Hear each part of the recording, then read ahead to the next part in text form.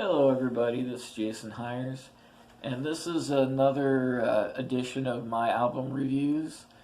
Um, Honestly, I don't remember which one it is, like 7 or 8. Um, I haven't done one of these in a while. Life's been a little bit odd lately, but I'm going to have a little bit more free time for a while. But regardless, today I'm going to talk about somebody that is one of the truly great songwriters in rock and roll. Somebody I haven't really talked about very much. He's primarily known for the band he was in, and that band is the Kinks. And of course, the Kinks, were one of the great early rock and roll bands, and All Day and All of the Night, and is one of the truly great rock songs, along with You Really Got Me. And those are two very early, highly influential rock songs. So the artist I'm talking about is actually the singer and the main songwriter of the Kinks, and that's, of course, Ray Davies. And for years and years, I thought it was Ray Davies because it is spelled Davies, but after hearing a few documentaries and hearing people talk about it, it's definitely supposed to be Davis. Anyway, this is his, in a weird kind of twist of fate, this was actually his first ever solo album. It was recorded in 2006, and it's called Other People's Lives. And here's the album cover right here.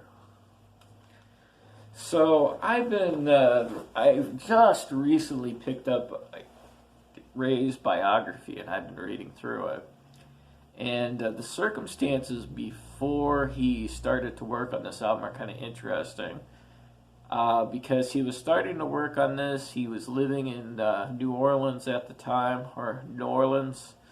and he had an incident. He was out with a female friend, and I forget why the circumstances were, but his passport and credit cards and wallet were all in his girlfriend's bag. And a gentleman came up and took the bag from her, started to run away. Ray, for some reason, was very upset and chased after the gentleman. And this ended up to him getting shot. Now, he got shot in the leg. But he still was in the hospital for quite a long time, and then he had, a lot of rehabilitation. Plus, there were some current concerns about his heart, I guess, as well, when this originally happened. So, basically, he got out of all that, recovered, and then he recorded this album. So, but the thing about this album is that it's a really good album, and it's a better album than a lot of the latter Kinks albums are. And, it features the things that Ray Davies does really well, which is he's a great songwriter, he's a good lyricist, he has a keen eye for observing small things in life. Sometimes the very early Kinks albums kind of lose me a little bit because they're very British, and I don't always pick up on the cultural context of them. Over the years, I've become more and more of a Kinks fan and developed a bigger appreciation of them as a band and Ray Davies as an artist. And for me, this album, really what it did for me was it gave me a kind of a thing where going, I should really look at these guys again.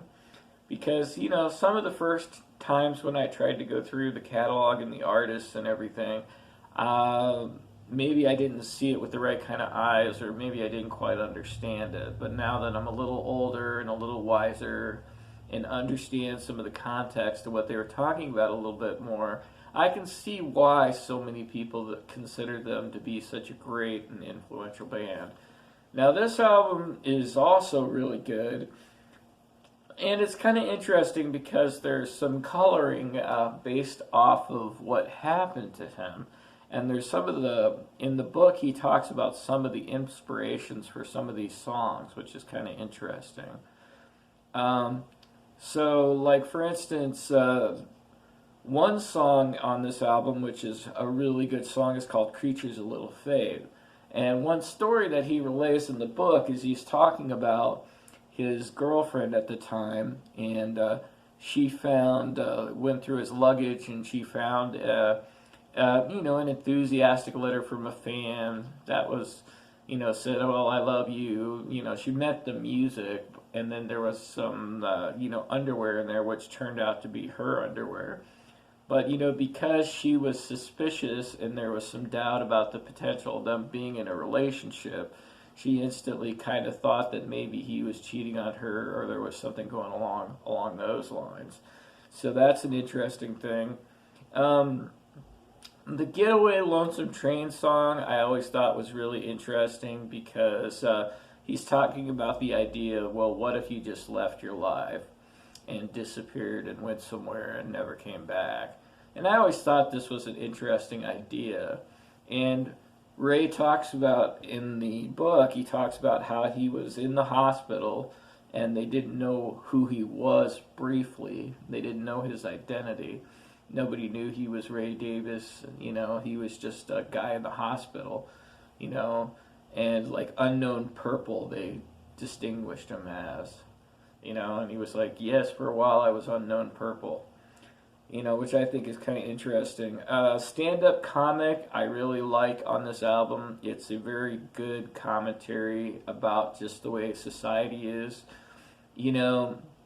and kind of about the role of the comic in society and how that reflects the values and how everybody seems to be, becoming more and more like the comic, and there's kind of a lack of style and sophistication in the world today.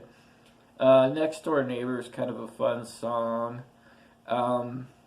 Is There a Life After Breakfast is another thing that kind of relates to a story that was in the book, and he's talking about when he was home after the hospital and he was still recovering physically, how difficult it was for him to, get his own breakfast, and that he would say that by the time he went through all the procedure to get breakfast, it would be time for him to get lunch again because it would take such a long time.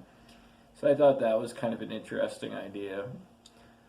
So anyway, I guess the thing about it is that this album is a really interesting album, and it's well written, it's well produced, and it's a good band.